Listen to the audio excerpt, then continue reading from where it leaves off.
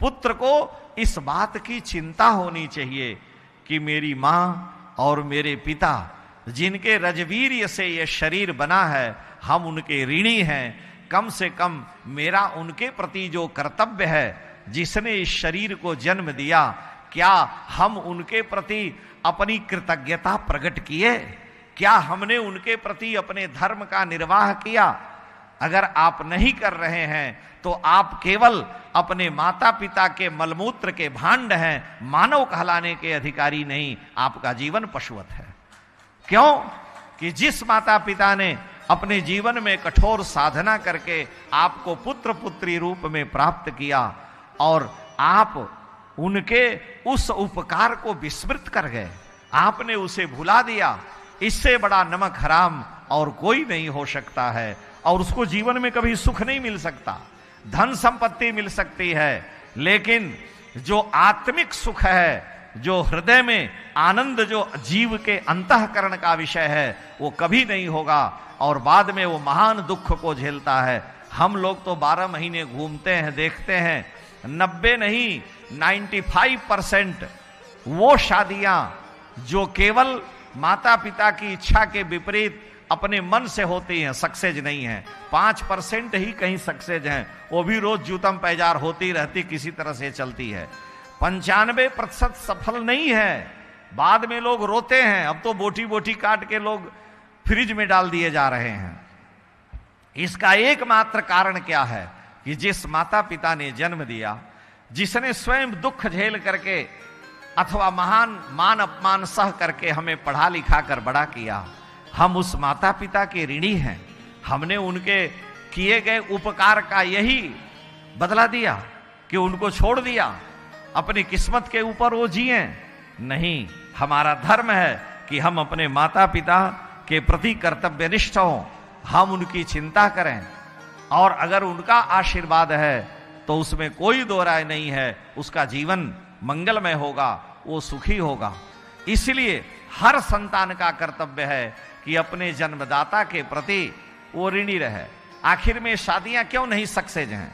95% क्यों सक्सेस नहीं होती? उसका एक कारण है, माता पिता, दादा दादी, सबके मन में एक कामना रही कि मेरे पोते का, मेरी पोती का, मेरे पुत्र का, मेरी पुत्री का विवाह होगा, मैं आनंद से सारे अपने स्वजनों को बुला करके उत्सव करूंगा, अपनी कन्या को श्रेष्ठ योग्य अथवा पुत्र को श्रेष्ठ कन्या को प्रदान करूंगा, और हम सब का विशेष प्रेम स्नेह अपनी संतान के लिए होगा।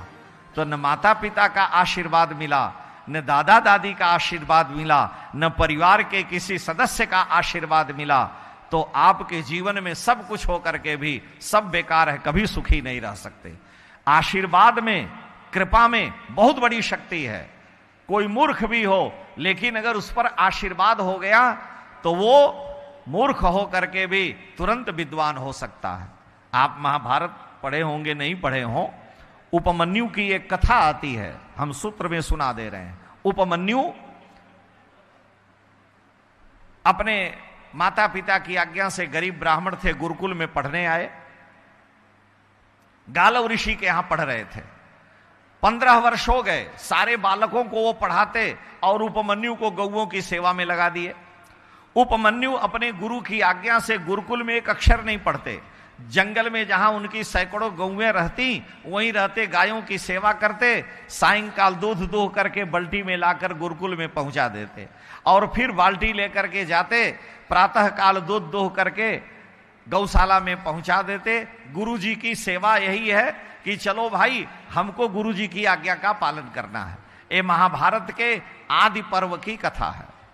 तो नित्य उनका नियम था कि सेवा करते। 12 वर्ष बीत गए, 18 वर्ष बीत गए, 20 वर्ष हो गए, लेकिन उपमन्यु को गुरु ने एक अक्षर भी नहीं पढ़ाया। तो एक दिन गालव ऋषि की पत्नी ने कहा कि तुम्हारा शिष्य उपमन्यु जंगल में रहता है, गायों को चराता है, तुमने उसको एक अक्षर पढ़ाया नहीं। ये सारे जितने भी बच्चे हैं सबको तुम शिक्षा देते हो, और उस बालक ने क्या अत्याचार क्या किया है कि उसको तुमने एक अक्षर नहीं पढ़ाया, वो वन में रह रहा है। गालव ऋषि ने कहा कि देवी तुम चिंता मत करो, क्योंकि 20 वर्ष हो गए गाय चराते, एक अक्षर का ज्ञान नहीं दिया। रोज शिष्य यहां से बना हुआ सीधा ले जा करके दे देते, वन में ही गौओं के बीच में रहते और वहीं भोजन बना के पाते चले आते। इधर गुरुदेव ने, उनके गुरु ने उनके लिए भोजन बंद कर दिया। 3 दिन हो गए, उपमन्यु को भोजन नहीं मिला। 4 दिन हो गए, 5 दिन हो गए, भोजन नहीं मिला, लेकिन रोज दूध दूह के लाते, गुरुजी के यहां पहुंचा देते।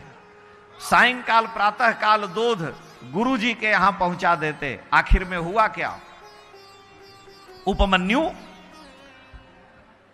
से गुरुदेव ने पूछा, ये बतलाओ तुम कैसे जीवन यापन करते हो, तुमको तो भोजन मिलता नहीं।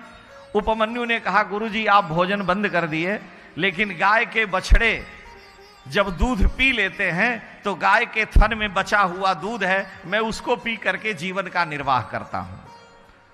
तो उनके गुरु ने कहा कि उपमन्यु तुम तो ये बहुत अनुचित कर रहे हो, गलत कर रहे हो।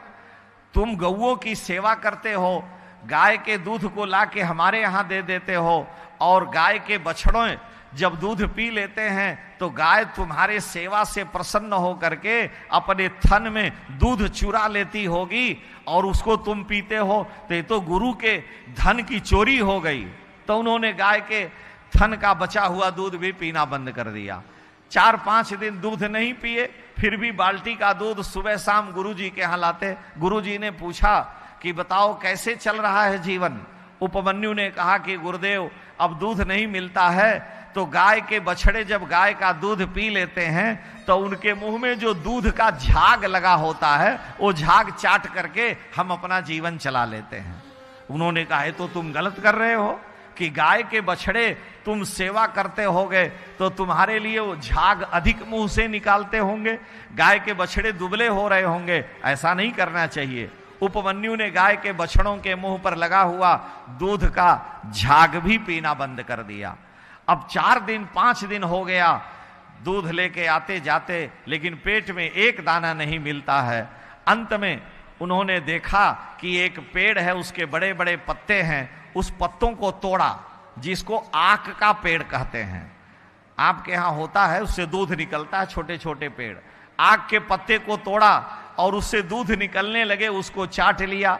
तो आक के पत्ते को चाट लेने के कारण उसका दूध इनके नेत्र की ज्योति चली गई, नेत्र फूट गया।